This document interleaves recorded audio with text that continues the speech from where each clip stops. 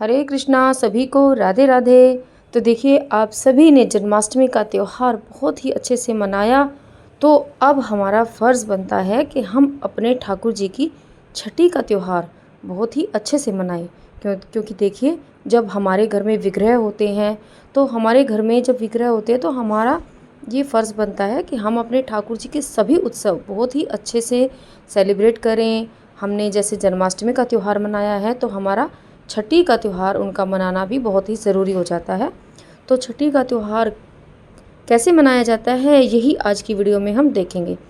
तो देखिए, 26 तारीख की जन्माष्टमी थी और बहुत से लोगों ने, कई लोगों ने 27 तारीख की भी की है।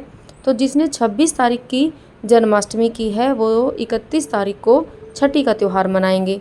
और जिसने 27 तारीख की जन्माष्टमी का त्यौहार मनाया है, वो 1 तारीख को छठी का त्यौहार मनाएंगे।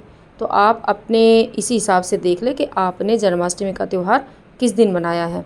तो हमने जन्माष्टमी 26 तारीख की मनाई थी, तो हम उसी हिसाब से 31 यानी 31 अगस्त को ही अपने लाला की छठी मनाएंगे।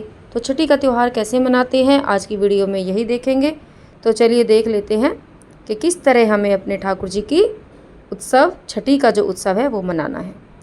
तो छठी का उत्सव मनाने के लिए सबसे पहले हमें क्या करना है, सुबह जैसे हम भगवान की सेवा करते हैं, वही सेवा हमने उसी तरह से करनी है। और शाम के समय जब आप भगवान जी को उठाते हैं 4:30 बजे, 4 बजे शाम को, जब आप भगवान को जगाते हैं, उठाते हैं, सेवा अपनी शुरू करते हैं, तब आपको भगवान की इस तरह से हल्के हल्के हाथों से मालिश करनी है। मालिश के लिए आप अपना अगर आपके पास गाय का घी है तो बहुत ही उत्तम है, आप गाय का घी ले सकते हैं। और अगर गाय का घी नहीं है तो आप जो बादाम होता है, बादाम का तेल जो ओरिजिनल निकलवाया हुआ होता है, वो ले सकते हैं। कोई भी बेबी ऑयल ले सकते हैं। तो शुद्ध चीज़ आपको लेनी है। अगर गाय का घी है तो वो सबसे अच्छा है, तो गाय के घी की मालिश आप करें। तो हमारे यहाँ तो गाय का ही दूध आता है गौशाला से, तो घी गाय का ही है। तो गाय के घी से इस तरह से अच्छे अच्छे भगवान की हल्के हल्के हाथों से आपको मसाज करनी है, कम से कम 10 मिनट 15 मिनट। और बहुत अच्छा लगता है जब हम ठाकुर जी की मसाज करते हैं, मालिश करते हैं।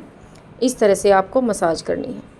मसाज के बाद आपको कुछ देर, थोड़ी देर मसाज के बाद आपको ठाकुर जी को रेस्ट मतलब छोड़ देना है, उनको बैठा देना है। ये नहीं है कि रेस्ट कराते ही आपको इस तरह से जैसे स्नान कराना है दूध में।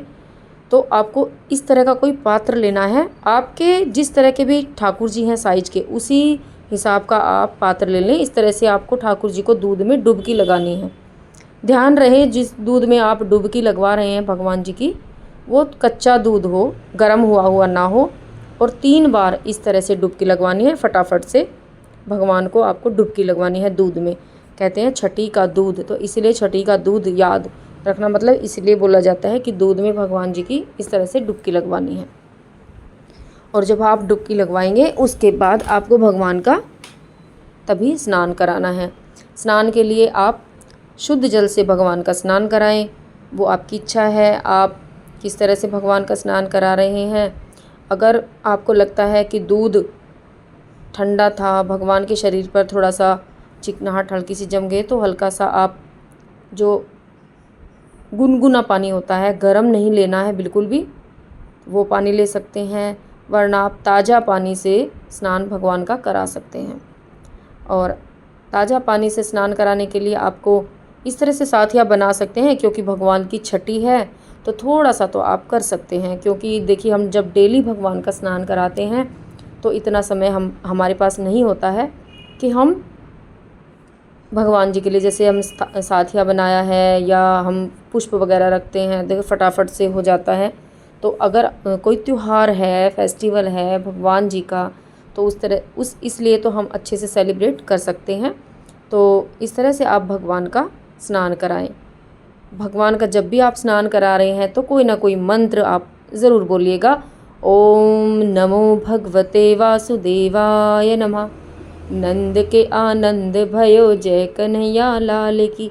क्योंकि हमारे ठाकुर जी का जन्म उत्सव है, तो आप कोई भी किसी तरह का मंत्र, कोई भजन गुनगुनाते हुए भगवान का अच्छे से स्नान कराएं, श्रृंगार कराएं। क्योंकि जब भी आप भगवान की सेवा करते हैं तो आपको गुनगुनाते रहना चाहिए भजन वगैरह, मंत्र वगैरह, ताकि भगवान भी प्रसन्न रहें। उसके बाद आपको अच्छे से भगवान का अंग पोषण कर लेना है, उनको अच्छे से टॉवल से पोंछ लेना है। और उसके बाद आपको देखिए तगड़ी ज़रूर पहनाएं, क्योंकि छठी है, छठी के दिन भगवान को तगड़ी, नज़रिया, जैसे मैं भगवान जी को नज़रिया पहना रही हूँ तो नज़रिया आपको ज़रूर पहनानी है। वो आपकी इच्छा है, आप जो सुनार की दुकान पे मिलते हैं चांदी वगैरह के, वो नज़रिया भी ला सकते हैं, नहीं तो जैसे मनिहार वगैरह की दुकान पे मिलते हैं पास ही, तो वो भी आप ला सकते हैं। वो आपकी इच्छा है, आप किसी तरह के भी नज़रिया ठाकुर जी को पहना सकते हैं। और ध्यान रहे उनकी छठी है तो छठी के दिन हमें भगवान की उसी तरह से सेवा करनी है, वैसे ही छठी मनानी है हमें जैसे हम बालक की छठी मनाते हैं। हमारे घर में जब कोई बच्चा जन्म लेता है, हम उस बच्चे की छठी मनाते हैं, तो देखिए छठी पर हमें नए वस्त्र बच्चे को पहनाते हैं, तो इसी तरह हमें ठाकुर जी को भी नए वस्त्र धारण करने हैं। वो आप अपनी इच्छा से कर लें, अगर आप मार्केट से ख़रीद कर ला रहे हैं तो वो, नहीं तो आप घर पर ही ठाकुर जी का कोई हल्की ड्रेस भी बना सकते हैं। तो नई ड्रेस आपको ज़रूर पहनानी है। तो उसके बाद आपका फलों से, फूलों से भगवान का अच्छे से श्रृंगार करें, और जो फल वगैरह हैं भगवान को वो अर्पित करें। तुलसी दल आप हर भोग में, ठाकुर जी के हर भोग में तुलसी दल अवश्य आप अर्पित करें। और देखिए जब छठी होती है, लाला की नज़र उतारी जाती है, हमारे घर में भी बच्चा होता है, नज़र उतारी जाती है, तो इसलिए आपको इस तरह से नज़र उतारनी है। एक कटोरी में थोड़ी सी नमक और थोड़ा सा राई होती है जिससे नज़र उतरती है, वो आप ले लें। और इस तरह से कोई कपूर जला लें, या फिर आप कोई अंगारी जो होते हैं, उपला छोटा सा होता है गाय का, तो इस तरह से आप उपला लेकर वो भी जलाकर इस तरह से आप नज़र उतार सकते हैं। और एक दीपक आपको अवश्य जलाना है, क्योंकि दीपक, कोई भी पूजा हो ठाकुर जी की, भगवान की, किसी भी देवी देवताओं की, जब हम पूजा करते हैं तो दीपक के बिना वो पूजा अधूरी हो जाती है। तो भगवान की पूजा है तो इसलिए ठाकुर जी की तो दीपक आपको अवश्य जलाना है।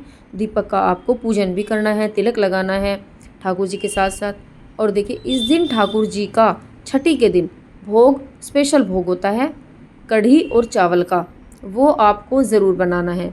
तो मैंने भगवान के लिए कढ़ी और चावल का भोग लगाया है, बनाया है सुंदर सा। और माखन मिश्री का भोग भगवान के लिए ज़रूर लगाया जाता है। और कोई भी आप मिठाई ला सकते हैं, तो मिठाई का भोग आप घर पर भी बना सकते हैं, आप मार्केट से ख़रीद कर भी ला सकते हैं, लेकिन शुद्ध हो तो, और वो आपको भोग लगाना है। और उसके बाद देखिए भगवान की आप आज छठी के दिन भगवान को काजल लगाया जाता है। तो काजल लगाने के लिए आप जैसे मैंने दिखाया कॉटन लें, कॉटन में थोड़ी सी अजवाइन डाल लें, क्योंकि ऐसी हम जब काजल बनाते हैं तो वो जो आँखों के लिए बहुत ही अच्छी होती है। तो इस तरह से आप भगवान के लिए काजल बनाएं, और सरसों का तेल का ही उसमें यूज़ करें जब आप काजल बना रहे हैं, क्योंकि सरसों के तेल से जब हम आँखों में, तो आँखों की जलन, आँखों की बहुत सी बीमारियाँ भी ठीक हो जाती हैं। तो इस तरह से भगवान को काजल लगाया जाता है। और जब आप पूजा करते हैं ठाकुर जी की, तो कुछ ना कुछ आप दक्षिणा, न्योछावर बोलते हैं, तो ये आपको भगवान के ऊपर से वार कर साइड में रख देनी है, और भगवान की अच्छे से आरती उतारनी है।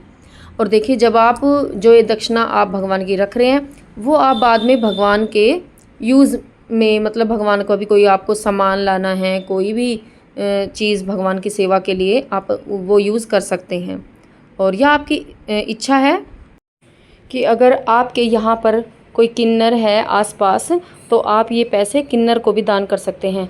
क्योंकि देखिए छठी पर जो पैसे भगवान किसी के ऊपर, बच्चे के ऊपर, या जैसे हम भगवान के भी लाला का ही रूप दे रहे हैं, तो वार रहे हैं, तो वो पैसे हम किन्नर को दान कर सकते हैं।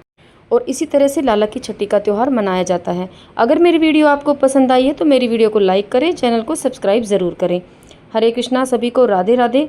और इसी तरह से मिलूँगी मैं अपनी अगली वीडियो में कोई और ऐसी तरह की वीडियो लेकर। तो बने रहिए मेरे चैनल पर और मेरी वीडियो को देखते रहिए, और मेरी वीडियो को ज़्यादा से ज़्यादा शेयर ज़रूर करें। हरे कृष्णा सभी को।